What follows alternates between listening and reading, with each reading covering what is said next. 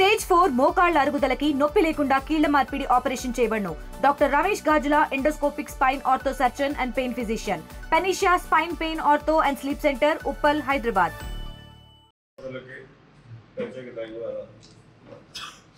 ఇటీవల జరుగుతున్నటువంటి పరిణామాలు ఏదైతే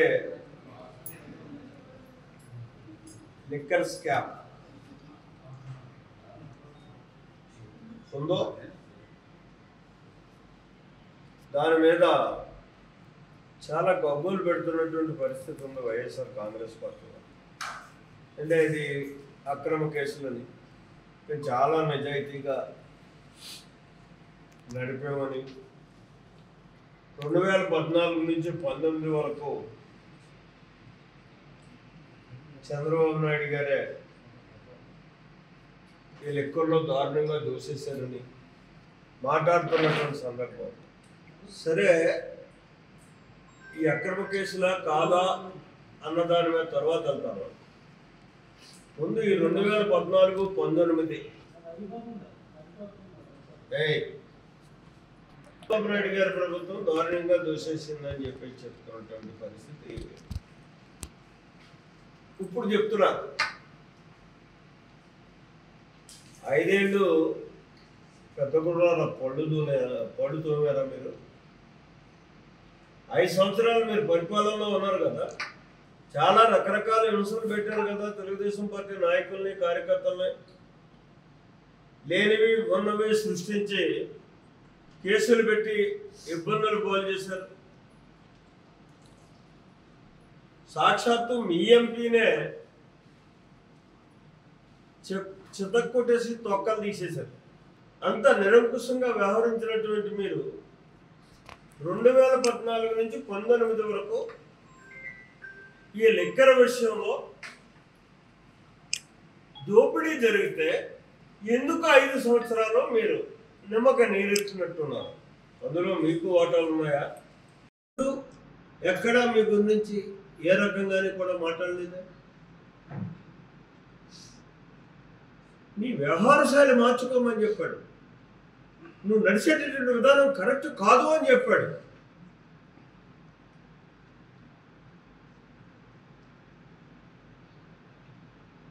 రోజుకి 18 గంటలు ఆహారసలు చంద్రబాబు నాయుడు పరిపాలన చేస్తూ పాలన చేస్తూ తన ఆలోచన అంతా కూడా ఇవాళ ఈ ఆంధ్ర రాష్ట్రాన్ని ఏ రకంగా చక్కదిద్దాలి, అస్తవ్యస్తమైపోయినటువంటి ఈ వ్యవస్థని ఏ రకంగా రూపకల్పన చెయ్యాలి అనేటటువంటి ఆలోచన చేయడానికే సరిపోతుంది ఆయనకి. ఇంక నీ గురించి పట్టించుకునే పనే ఉంది? నీ గురించి పట్టించుకోవడానికి ఒక వ్యవస్థ ఉంది అక్కడ. అవసరమైతే ఈడీ ఉంటాడు, సిఐడీలు ఉంటారు, సిఐడి ఉంటుంది, సిబిఐ ఉంటుంది, ఇవాళ షిఫ్ట్ ఉంది.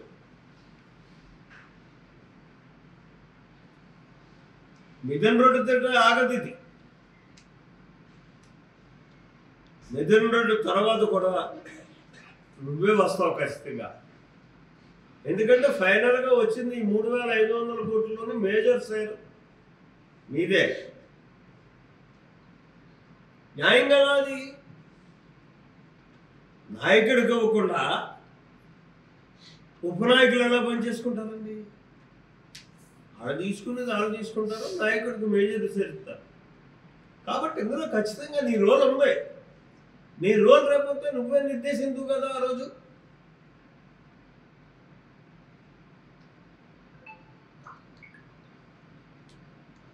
కుటుంబాన్ని వేధించేస్తున్నారు.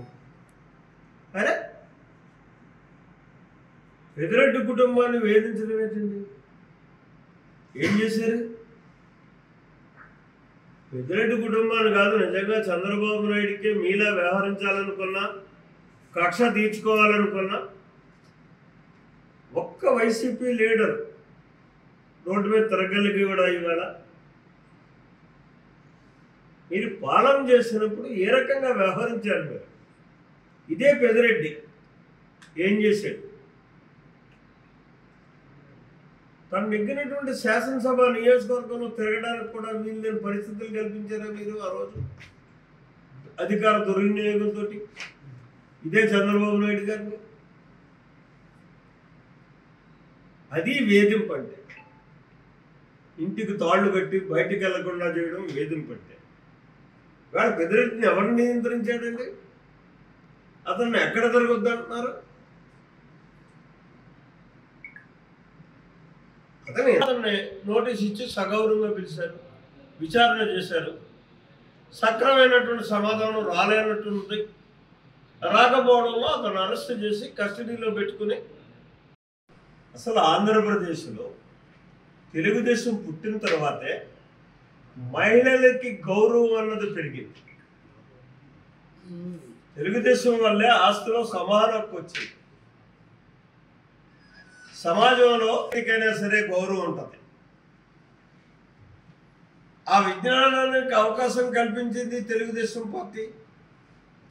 సంపదని పొందడానికి ఆస్తులు సగం హక్కు ఇచ్చింది తెలుగుదేశం పార్టీ. అతిగా గౌరవించింది తెలుగుదేశం పార్టీ.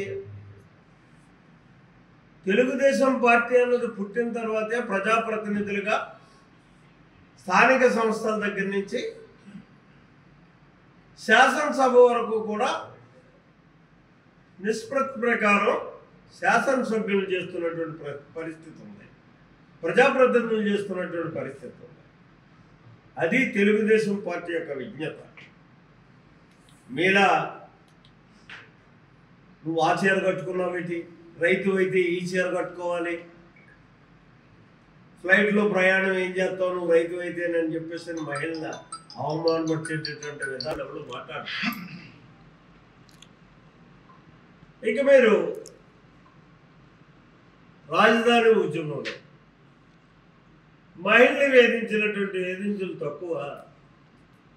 సాక్షాత్తు కనకదుర్గమ్మ దగ్గరికి వెళ్తుంటే కూడా దారుణంగా హింసించినటువంటి పరిస్థితి. పాపం జగన్మోహన్ రెడ్డి అంటున్నాడు, చంద్రబాబు నాయుడికి ఆనవాయి అలవాటు మహిళల్ని ఇబ్బంది పెట్టడం అని చెప్పేసి. చంద్రబాబు నాయుడు ఏ మహిళని ఇబ్బంది పెట్టాడు? ఒక విజ్ఞత కలిగినటువంటి నాయకుడుగా, మహిళల మీద అతి గౌరవం ఉన్నటువంటి వ్యక్తిగా,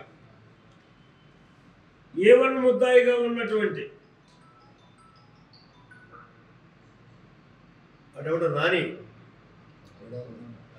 కొడాలి కాదు పేరు నాని గారి భార్యను అరెస్టు చేస్తానంటే ఒక ముఖ్యమంత్రిగా ఆడవాళ్ళ జోలికి వెళ్ళకెళ్ళాయో వాస్తవాలు తెలిసిన తర్వాత ఏదైనా నిర్ణయం కోర్టు తీసుకుంటారు తప్పించి దాన్ని డైరెక్ట్గానో ఇండైరెక్ట్గానో నానిదే దాని బాధ్యత కాబట్టి ఆడవాళ్ళకి ఏం తెలిసి ఉంటుంది, ఆవిడని ఇబ్బంది పెట్టకండి అని చెప్పినటువంటి వ్యక్తిత్వం కలిగినటువంటి వ్యక్తి చంద్రబాబు నాయుడు.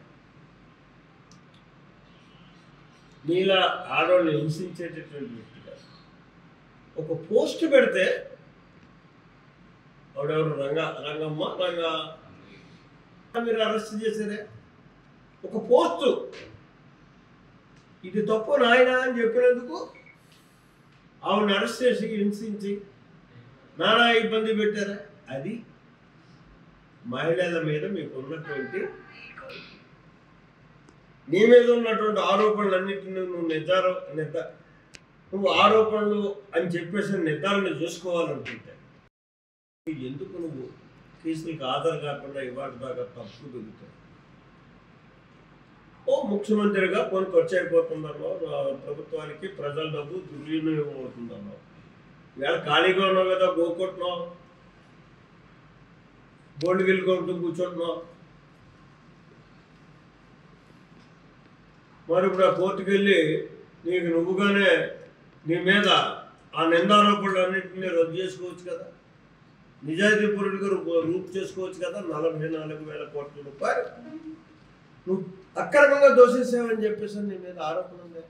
లక్షల జోలికి మోదలుచుకోలేనే 44,000 కోట్ల రూపాయలు ఉందో దానితో మాట్లాడుకుందాం.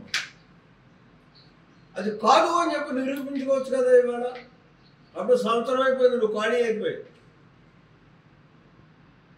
ఇవాళకి ఏదో గొంకెట్టుకుని వాయిదాలకు వెళ్లకుండా కాలక్షేపం చేస్తున్నావే అంటే ఎప్పుడో నిగూఢంగా నువ్వు చేసినటువంటి తప్పు శిక్ష పడతాదనేటటువంటి భయం నీకు ఉందా కాబట్టి కాలక్షేపం చేస్తావు.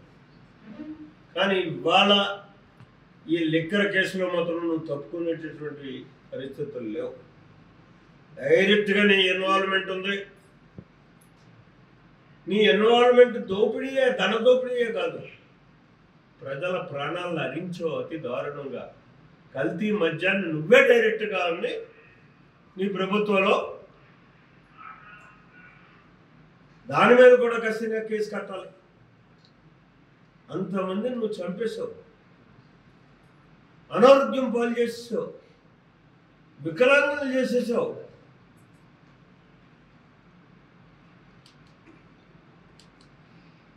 అటువంటి నిన్నేం చేయాలి? ఖచ్చితంగా నువ్వు అనుభవిస్తావు. ఇందులో శిక్ష ఖచ్చితంగా నీకు శిక్ష పడుతుంది. నాకైతే పరిపూర్ణమైనటువంటి విశ్వాసం ఉంది. లంజా అంటే లంజా అనేటటువంటి విధానం మానుకుని నీలో నిజాయితీ ఉంటే నిరూపించుకో. నువ్వే ధైర్యంగా ముందుకురా. నిన్ను మళ్ళీ ఎవరో తీసుకొచ్చి అరెస్ట్ చేయడాలు ఇవన్నీ చేయడం కాకుండా నా మీద ఇటువంటి ఆరోపణలు వస్తున్నాయి కాబట్టి నాకు ఏ విధమైనటువంటి సంబంధం లేదు